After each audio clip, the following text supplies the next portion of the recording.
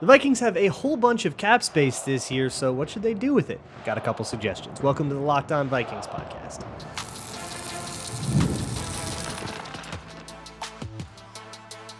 You are Locked On Vikings, your daily Minnesota Vikings podcast, part of the Locked On Podcast Network, your team every day.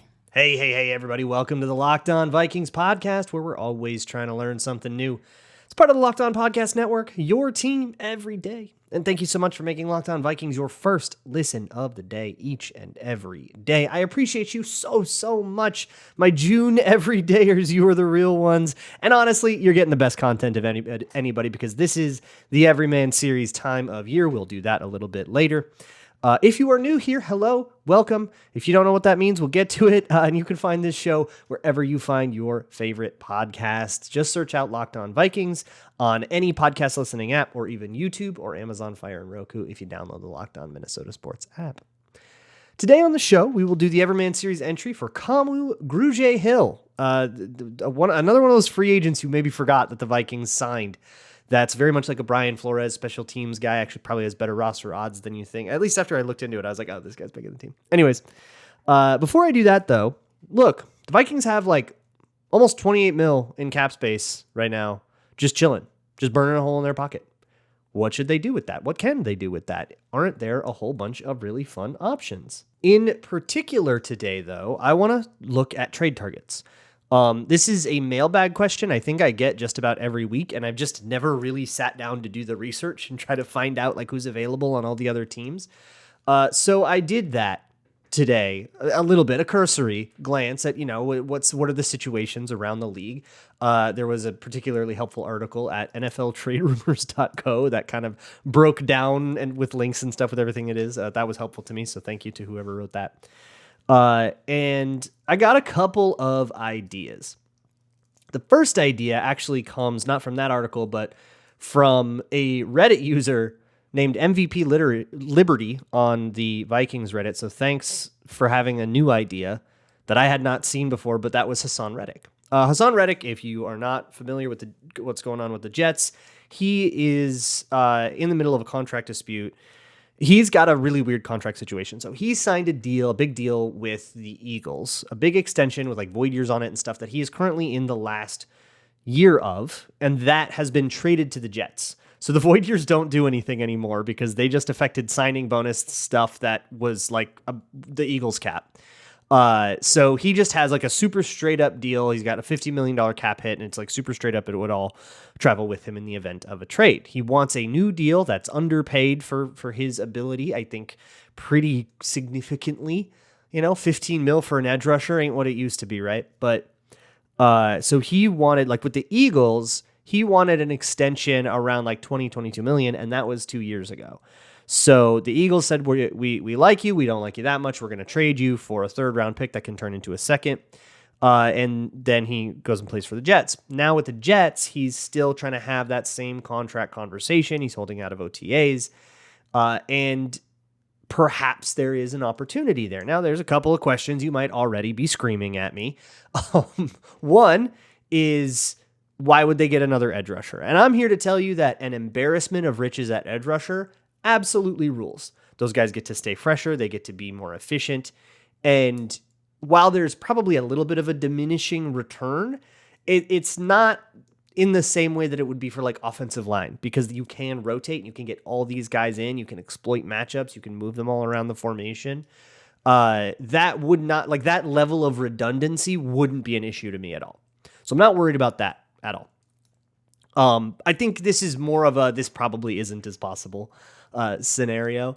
So basically, for one, you got to convince the Jets that giving up a year of Haason Reddick is worth it. And the Vikings don't have draft picks next year a lot like that. They don't have their second, third, or fourth next year. They'll probably get a third round compensatory pick, but you can't trade that now. So they don't have a lot of ammo. So first you have to convince the Jets, hey, you're not going to pay this guy. Give up your last year of him, and we'll give you like a sixth, right? Like that's the kind of thing you have to do, which at that point, you already are missing so much of your draft capital. An extra sixth isn't going to move the needle one way or another. And Haason Reddick is absolutely a good enough player to be worth that cost. But the other thing is, if you don't want to be the team that gives Haason Reddick that big extension, you've got to convince him to play for you in the same contract situation that he's holding out for the Jets from. Like, you kind of also, like, you either have to decide to be that team and to give him a bunch of big money after you just gave money to Grenard and 2 years to Van Ginkel and you just drafted Dallas Turner. You have to really decide Haason Reddick is like part of our future plan for the team, which, hey, he's 28. That's not that crazy of a sell, but you have to make that part of the decision. And then you also have to convince, or if you don't make that part of the decision, you have to convince Haason Reddick to play out his deal and walk. And if you can do that, then you get 1 year of Haason Reddick. That's really exciting. And then he'll walk and hopefully he gets his big contract on the free agent market. And then we're talking compensatory picks, and that would be pretty cool as well as a way to possibly recoup some of that value. Maybe even get a bigger pick than the 6th rounder or the 7th rounder that you gave up to the Jets, assuming you could convince them to do that and say, hey, I know you spent a 3rd round pick on this guy. The contract thing isn't working out. Have a 6, get something back, right? And you have to make that sell. I think all 3 of those steps are kind of deal breakers for this, and I don't really see it happening, but potentially a more realistic idea and one that actually addresses the position that the Vikings have a need at right now, instead of one that would just be a luxury, is defensive tackle. And name your Brown. The Cleveland Browns DT room right now is stacked. They've got Dalvin Tomlinson. They've got Shelby Harris. They've got Quentin Jefferson. They've got last year 3rd rounder Siaki Ika. They've got Maurice Hurst, who I liked coming out, and I think he's been a fairly underrated rotational player. And they've got 2 draft picks in Mike Hall and Joan Briggs. That's a lot of rosterable players, and somebody's not making the team. Several of those players are not making the team. So if you say cut Joan Briggs, if you say cut Siaki Ika, if you want to cut Maurice Hurst or whatever, give Andrew Berry a call, right? Very good friends with Kwesi anyways, and say, hey, I'll throw you a 6-7 swap, right? Nothing. Just one of those conditional things. We'll take one of those guys off your hands on cut down day.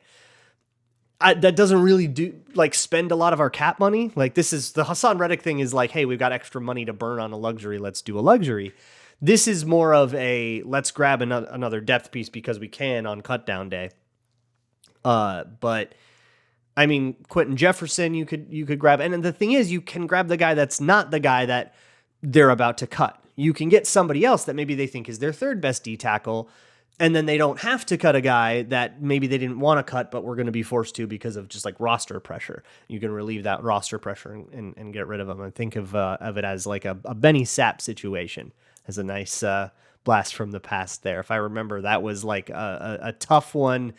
You were going to cut someone you didn't want to cut, so you traded him away. You got Greg Camarillo back. If I recall, that's kind of why that went down the way it did.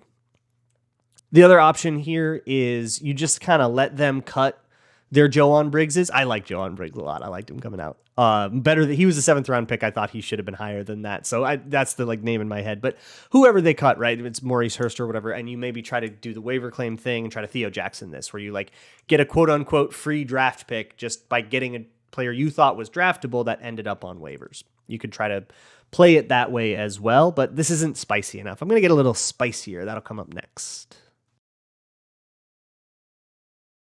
Today's episode of Locked On Vikings is brought to you by eBay Motors. Whether it's something aesthetic like a roof rack or a subwoofer or an LED headlight, or something that's important to the actual function of your car, eBay Motors has you covered, because taking care of your car is vital. It is everything that you do. You probably need a car to go out and do it.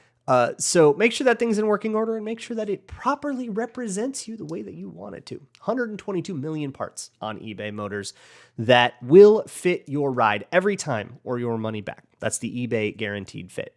Keep your ride or die alive at ebaymotors.com. Eligible items only. Exclusions apply. eBay Guaranteed Fit only available to U.S. customers.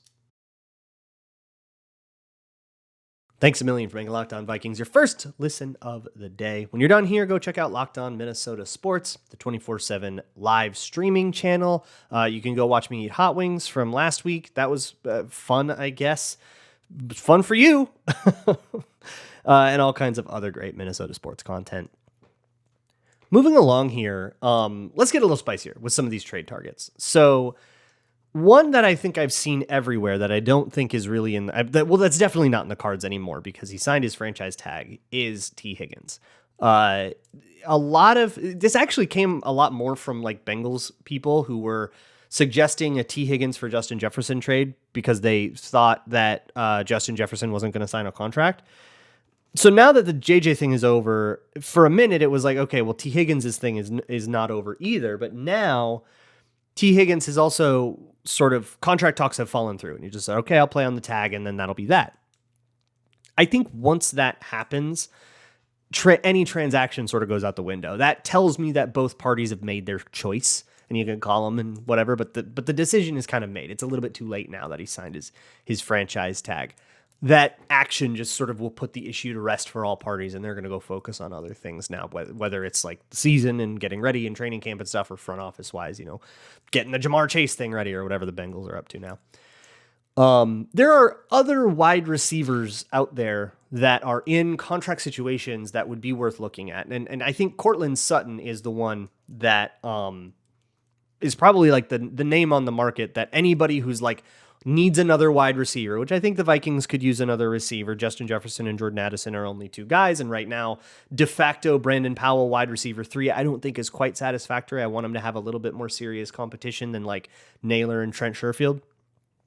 But Courtland Sutton, would explode the offense. That would be so sick. And it's much like edge wide receiver to me, where an embarrassment of riches is a good thing. Like if they can't all get on the field at the same time, that is okay. You've got myriad skill sets, you've got depth, you can withstand injuries, and you just have all of these playmakers. You just can keep everybody fresh, and you'll always have a playmaker on the field. That rocks. That's very, very, very good. You don't need to perfectly efficiently be able, have to put every single dollar needs to get all the snap counts that you spend or whatever. Like redundancy is a good thing at certain positions.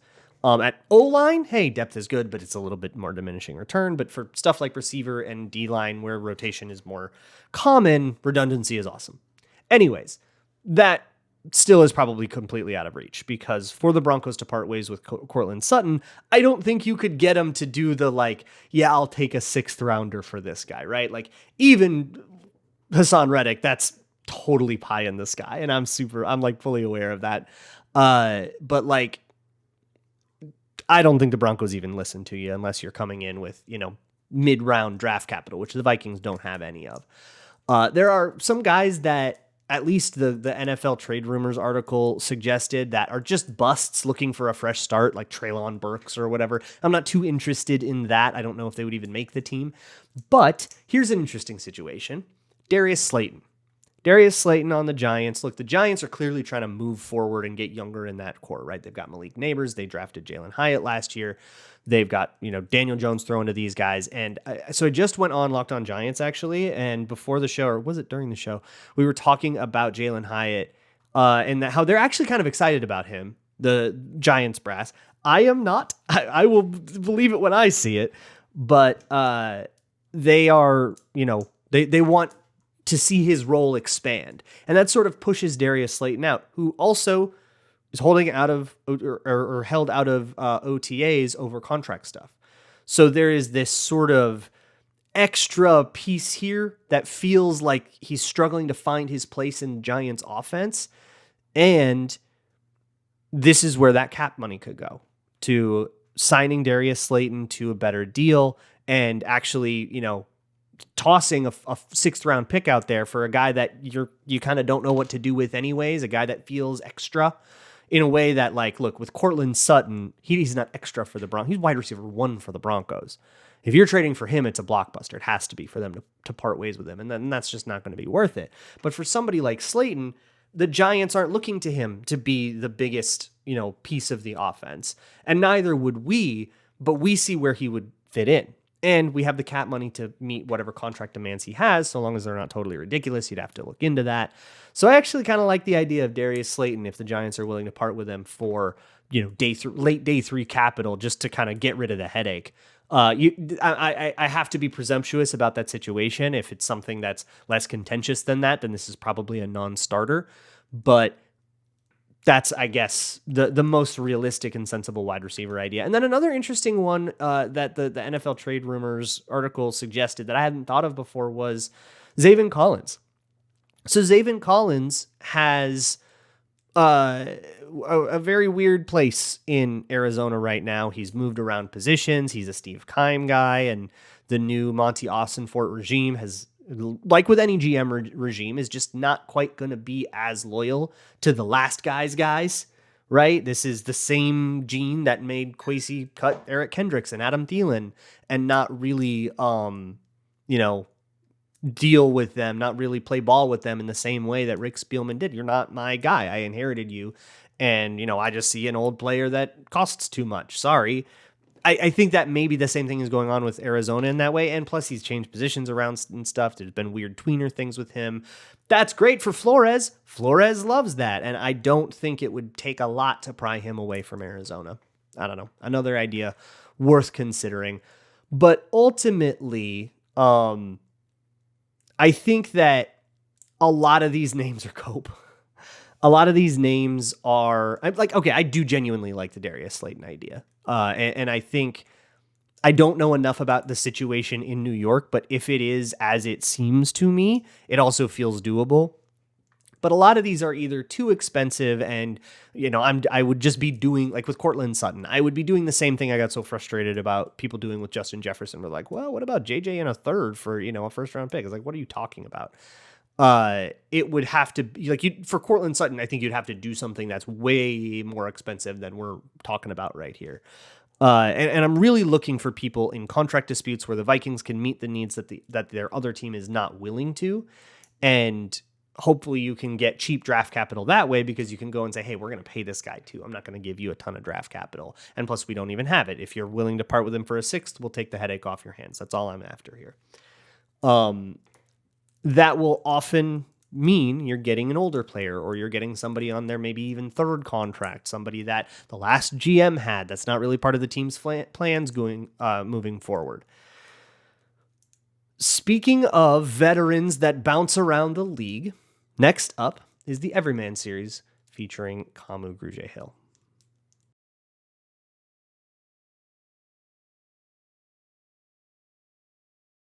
February 4th, 2018. It was a complicated day for Vikings fans. That was the day the Super Bowl was played in US Bank Stadium, featuring the Eagles and the Patriots. Obviously, the Vikings were one game away from playing in that Super Bowl. We were all still very, very bitter about it. But you have to admit that game ruled. That game was one of the greatest Super Bowls to ever be played, and the Eagles won it in the Vikings Stadium, which, of course, rubs your nose in it just a little bit while you're still a little sore off of 38-7. We got nothing on what Kamu Grugier-Hill was going through that day. Kamu Grugier-Hill, and I am very sure that I'm pronouncing that right because his sister will get very mad at me if I don't. Kamu Grugier-Hill grew up in Papakolea Beach on Oahu in Hawaii, and he's the only one in his family that doesn't surf, which is a question that everyone must ask of a Hawaiian. That's the law. And he also didn't play football until very late in his high school career. Instead, he played soccer as a skinny freshman at, and I cannot believe I'm not making this up, Kamehameha High. At Kamehameha High, he was a soccer player. He was like 100 pounds soaking wet as a freshman. Of course, he would fill out later. And all of his friends were on the football team at Kamehameha High and convinced him to go out for the football team. He would very quickly excel on the football team there. And even though he only played 1 year, he got enough attention and he played well enough to actually start getting attention from colleges. We're not talking, Power 5 blue blood programs, but Eastern Illinois will do. It's a scholarship. It's college. So he'll take that. And he went and played there, played well enough to be a 6th round pick, even though he was only in football at that point for 5 years? He was at NFL caliber. You got to understand, that's like unheard of. That might be the single Viking who picked up football the latest in his life. Most of these players pick up a football when they're 4 years old and run around as a rambunctious toddler, breaking things with the football because they're just got too much energy. So you put them in sports. Like that's the kind of like growing up story that we've heard about 4 times already in this series. We've got, I mean, look, Jihad Ward, he was a sophomore when he picked it up. A junior, I think, is the latest, though. And to not only pick it up that late, like, sure, a lot of kids just decide, I think I'll do football this year. You know, I did one sport in the last couple of years. I'll do another one this year. But to pick it up so quality that you not only get a college scholarship to a small school, but then you play so well that you get drafted out of that small school. Like Eastern Illinois does not produce a lot of draft picks. This ain't Bama. So to be that much of a standout with that little experience, really, really baller. He's a 6th round pick for the New England Patriots in 2016, which is the team that would go on to win the Super Bowl. But he wouldn't end up making the 2016 Patriots, despite turning heads in camp. I mean, there's a lot of quotes from Bill Belichick, who maybe it was just coach speak. It is Belichick, saying, you know, he's doing everything right and he's very dedicated to his business and it's really exciting. I should also mention that 2016 team had Brian Flores on it, coaching linebackers. That 2016 team was also mega stacked. They had Dante Hightower. They had like all of these like classic Patriots, defensive sort of grindstone guys. That Jamie Collins was there. Like they had a lot of beef. And Brian Flores must have liked what he saw from Grugier-Hill, but unfortunately they just couldn't keep him on the roster. Maybe they tried to stash him on the practice squad, but he didn't make it that far. He would get claimed on waivers by the Philadelphia Eagles. His time with the Eagles, he would be there all the way through 2020. He really, truly will be known, I think, as an Eagle because this like journeyman phase of his career that he's in now doesn't carry any of the same meaning, and that's okay. There are a few moments to stop and observe in Philadelphia. In 2017, in Week 11, Jake Elliott, the kicker, sustained a concussion, and all that sucker playing paid off because he was the emergency kicker. They had practiced it like a little. They taught him how to kick like kind of for specifically this situation, but like they started going for 2 every time that game, and they didn't actually have him kick any field goals. He just did the kickoff specialist, and he did get touchbacks, which was what you wanted with the rules the way they were back then. So congratulations to you for that. This is not the last time this is going to happen, by the way. This same kind of thing will happen again in Carolina. So that's insane. There's also, of course, the Super Bowl in 2018. His family back home in Hawaii cheering and going crazy while he wins in an incredibly exciting fashion in US Bank Stadium. After the 2019 season, his contract would expire and he would go into free agency where he would reunite with Brian Flores. This is how I know that Flores liked what he saw in him. Of course, he's back with Brian Flores again, but he will play 2020 with the Dolphins. And then he just goes through a sequence for the next, now this is his 5th year of this, just kind of bouncing around the league as a role player special teams type. And that's the interesting thing about his career is that, you know, a lot of the like journeymen that are going to come and go from the Minnesota Vikings will have sort of had their heyday. And this is really the moment that established his career, and he's living off of that glory and success. And that Kamu Grugier-Hill doesn't really have that moment. I mean, he's got some cool moments. He's got like a cool interception, or he made this play or whatever. Played special teams in the Super Bowl, and he's accomplished a lot, really, really, really cool stuff. But I don't know if there's a point in his career where you can point to and say, you know, this is where the good stuff was. And even though he's had 2 bad years since then, he's still got an NFL career in the hopes that he recaptures that glory. That's not really where we're at with Kamu Grugier-Hill. He has truly had to earn his keep over and over and over again every single year. When you're like a role player type, when you're a special teams type, you live on hard mode. You don't get to have a good year, then sign a 3-year contract and like be on that, even if you have some ups and downs. Like you have one down and that could be curtains. And he has sustained this thing. He's spun the plates in the air. I think that's the coolest thing about Kamu Grugier-Hill's career. Listen to this. He goes to the Dolphins for 2020, then he'll spend 2 years as a Texan, Cardinals at the end of 2022, Carolina Panthers in 2023, and now in 24, he is a Minnesota Viking. That's every single one of those years. He wasn't really a bona fide starter. He did play a little bit in the Texans defense last year as well. And he did start, like he will get in from scrimmage sometimes, but his identity has become as a core special teamer. And he talks about this now. He did an interview when he was in Carolina last year. That was like, what, advice you could give your younger self. And his answer was to not try to go for something more than what he is. And to, be happy with my role and to embrace where I'm at. And I think that's just a good piece of life advice. But I think it really sounds to me like he's talking about Philly there.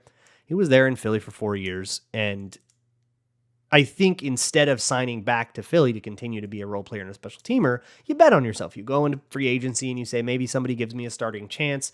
But now, 4 years removed from that, you could have maybe played your whole career in Philly. And that would have maybe been better. So I guess I'm a little sympathetic to that as well. Or I could go with the simple answer and just say that it's about when he requested his release from the Texans in 2022 because he wasn't getting enough playing time and he ends up in Arizona and then he has to go to free agency from there. Maybe that's the regret he's talking. It's probably that. As that kind of player, you get a really good, you get good roster odds, right? And I remember a few weeks ago talking to Kevin Fielder, who focuses on a lot of small school guys. So we were talking about, Dallas Gant from Toledo, and we were talking about Ty James from Mercer and stuff, and Devron Harper, who we were both like pretty jazzed on, who didn't even make it to camp.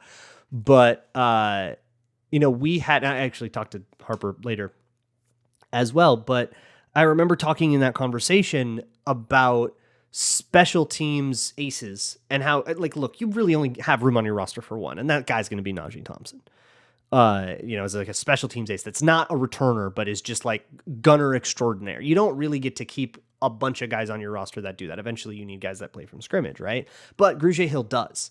So he does check that box, and it means that being good at special teams, it like kind of brings that factor online, and now it counts so much more than it would for a guy that has, hey, great special teams drills, but God, your linebacker 7. We just cannot justify this because we already have, special teams aces elsewhere on the roster, and we can only dedicate so many roster spots to this.